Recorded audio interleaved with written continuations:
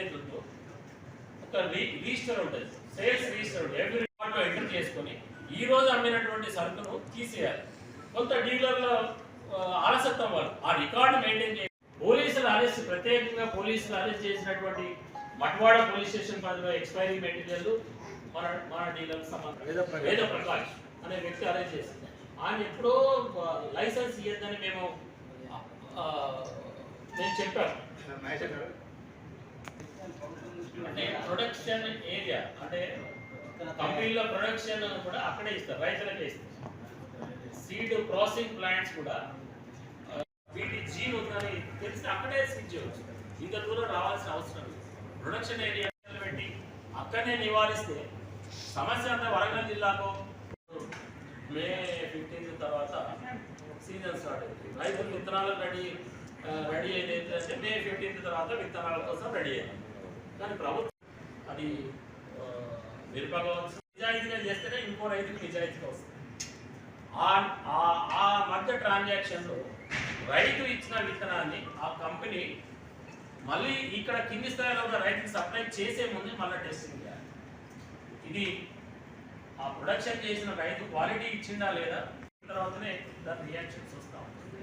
అప్పుడు డైరెక్ట్గా రైతు అయినా అధికారులైనా ఫస్ట్ డీలర్ దగ్గర పోతుంది. కానీ ఇలా రూపాయల పైన 300 రూపాయల పైన మరి ఈరోజు యూరియా బస్తా ధర 300 పైన పడతా ఉంది.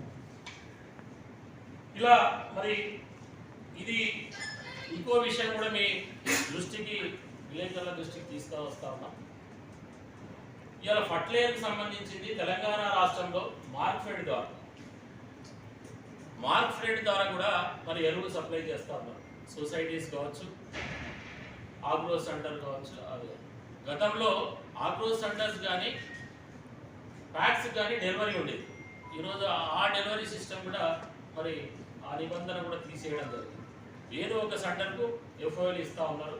మరి మార్క్ఫెడ్ ద్వారా జరిగేటువంటి ఎరువులకేమో కంపెనీలన్నీ కూడా మరి ఎఫ్ఓఎల్ సిస్టాన్ని అమలు చేస్తూ ఒక ప్రైవేటు డీలర్లు మరి ప్రైవేటు లైసెన్స్ తీసుకున్నటువంటి ప్రభుత్వంతో లైసెన్స్ పొందినటువంటి డీలర్లకు మాత్రం ఈ కంపెనీలు ఎఫ్ఓఎల్ సిస్టాన్ని అమలు చేయడం లేదు.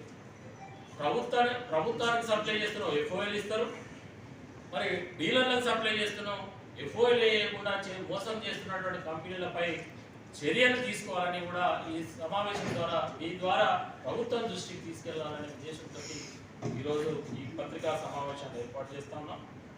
ఇలా ఎఫ్ఓఎల్ విషయంలో ఈ కంపెనీలు చేస్తాం మోసం ఒక పక్క పెడితే ఈ ఎఫ్ఓఎల్తో పాటు ఇలా 60% మార్కెట్ సప్లై చేస్తున్నటువంటి ఏదైతే ఈ కంపెనీలు ఉన్నాయో ఈ కంపెనీలో ఆ 60% మార్కెట్కు అనేక లింక్ ప్రొడక్ట్స్ ఉన్నాయి కంపెనీలలో. ఆ లింక్ ప్రొడక్ట్స్ మార్కెట్కి ఏమో లింకులు లేవు. ప్రైవేట్ 40% సప్లై చేసేటువంటి డీలర్లకు మాత్రం కంపెనీ డీలర్లు కావచ్చు, ప్రైవేట్ డీలర్లు కావచ్చు, అన్ని లింక్ ప్రొడక్ట్స్ నానో యూరియా అని, నానో డిఏపి అని, లాడీస్ టెక్నికల్ అని, ఎన్నో గ్రాన్యువల్స్ అని ఏదో ఒక ప్రొడక్ట్ను అంటగట్టి మరి డీలర్లను మరి రైతులను ఇబ్బంది పెడుతున్నటువంటి కంపెనీలను మరి కంపెనీలపై చర్యలు తీసుకోవాలని మీ ద్వారా ప్రభుత్వాన్ని డిమాండ్ చేస్తా ఉంది. ఇలా అవసరం ఉన్న మేరకే మరి లింక్ ప్రొడక్ట్స్ ఇవ్వాలి తప్ప అవసరం లేనటువంటి మరి లింక్ ప్రొడక్ట్స్ను వెంటనే కంపెనీలు బంద్ చేయాలి. బంద్ చేయకపోతే భవిష్యత్తులో ఇవాళ ఒక్కరోజే బంద్ పెడతా ఉన్నాం. రేపు కంపెనీల యొక్క నిర్ణయము, కంపెనీల యొక్క పద్ధతులు, వ్యవహారాలు మారకుంటే మాత్రం రాష్ట్ర వ్యాప్తంగా, దేశవ్యాప్తంగా కూడా ఈ బంద్ మరొకసారి కంపెనీలపై చర్యలు తీసుకునేంత వరకు కూడా చర్యలు ఉంటాయని ఈ సందర్భంగా పత్రికా సమావేశం సందర్భంగా ఒకసారి గుర్తు చేస్తాం. ఇలా ప్రభుత్వం వ్యవసాయం బాగుండాలంటే సాగునీరు కావాలి, రైతుకు పెట్టుబడి కావాలి, నాణ్యమైనటువంటి కరెంటు కావాలి. తెలంగాణలో దాదాపు 20 లక్షల పంపు సెట్లు ఉన్నాయి. అంటే సాగునీటి కాలువల కన్నా పంపు సెట్లపై ఆధారపడినటువంటి రైతాంగం. ఇవాళ వ్యవసాయం బాగుండాలంటే సాగునీరు ప్రభుత్వం ఇస్తూ ఉంది, కరెంటు ప్రభుత్వం ఇస్తూ ఉంది, పెట్టుబడి సహాయం ప్రభుత్వం చేస్తూ ఉన్నప్పటికీ ఇలా ఎరువులు, విత్తనాలు, పురుగు మందులు అన్నీ కూడా ప్రైవేటు డీలర్ల ద్వారానే రైతులకు అందుబాటులో పెడతా ఉన్నాం. ఇలా భారతదేశం వ్యవసాయ రంగ దేశం.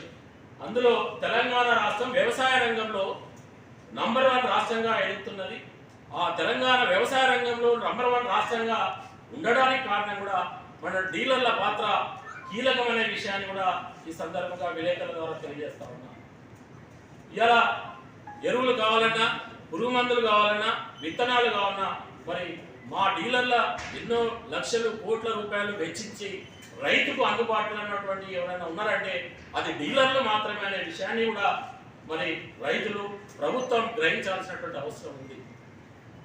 ఇంత ప్రత్యక్షంగా మా డీలర్ సోదరులు అందరూ కూడా వ్యవసాయ రంగానికి, వ్యవసాయ అభివృద్ధికి బ్రహ్మాండంగా తోడ్పాటు అందిస్తూ ఉంటే ఈ యొక్క కంపెనీల యొక్క మోసం, ఈ కంపెనీలు పెట్టేటువంటి ఇబ్బందులను మరి ప్రభుత్వం వెంటనే పరిష్కరించి డీలర్ల సమస్యలను, డీలర్ల యొక్క డిమాండ్లను మరి నెరవేర్చాలనే విషయాన్ని మీ ద్వారా ప్రభుత్వాన్ని